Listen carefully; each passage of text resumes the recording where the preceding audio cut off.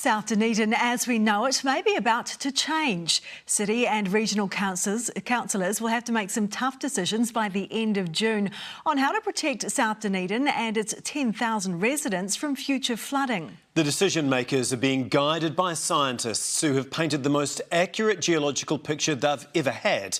Kaylee Callahan has the latest in our Because It Matters series. Wedged between the St Clair-St Kilda coasts and Otago Harbour, South Dunedin. It's flat and built on reclaimed wetland. What we call plastic. You can feel that it's sort of slippery. Drill cores some as deep as 60 metres below the surface reveal just what the foundation is made of. We've got some beach sand and then we're going down into some muds, 26.5 metres, and we've got some gravel. And there's a lot of these muds beneath South Dunedin. Funding from the Regional Council has allowed dozens of samples to be pulled from different drill sites Wee piece of wood over the past 3 years. So that indicates some sort of peaty, swampy environment. It's swampy and it's also a little bit wet, which has some health implications for houses.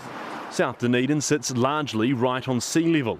A LiDAR scan, the first in more than a decade, paints the landscape in the most accurate picture.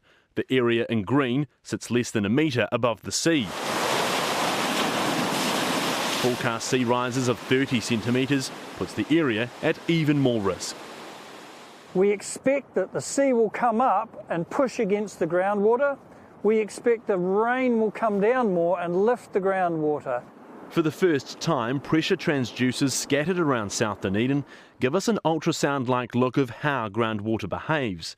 This model shows the month of August 2019. After persistent heavy rain, the red and orange pulses indicate above average groundwater elevation, pushing the underground water up and down. For the more than 10,000 people who call South Dunedin home, the problem is the groundwater level sits just centimetres below the streets they live on. As we drop it down, when it hits the water, it goes beep. Nearly 30 bores spread across the plain give the most accurate piezometer measurements. 97 centimetres. 67 centimetres down to the groundwater. There it is about there. It's almost too shallow to beep. It's about that far.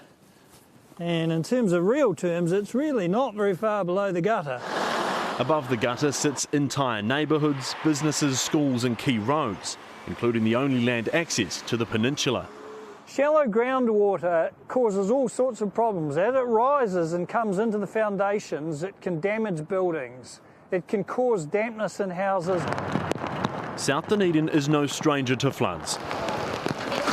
Homes were washed out in 2015 when infrastructure failed to cope with the deluge. It may be that we have to eventually retreat from this land, but in the meantime there's an awful lot of living to do. The fate of South Dunedin could be decided by the end of the month, an area with a long history and an uncertain future. Kaylee Callahan, Newshub.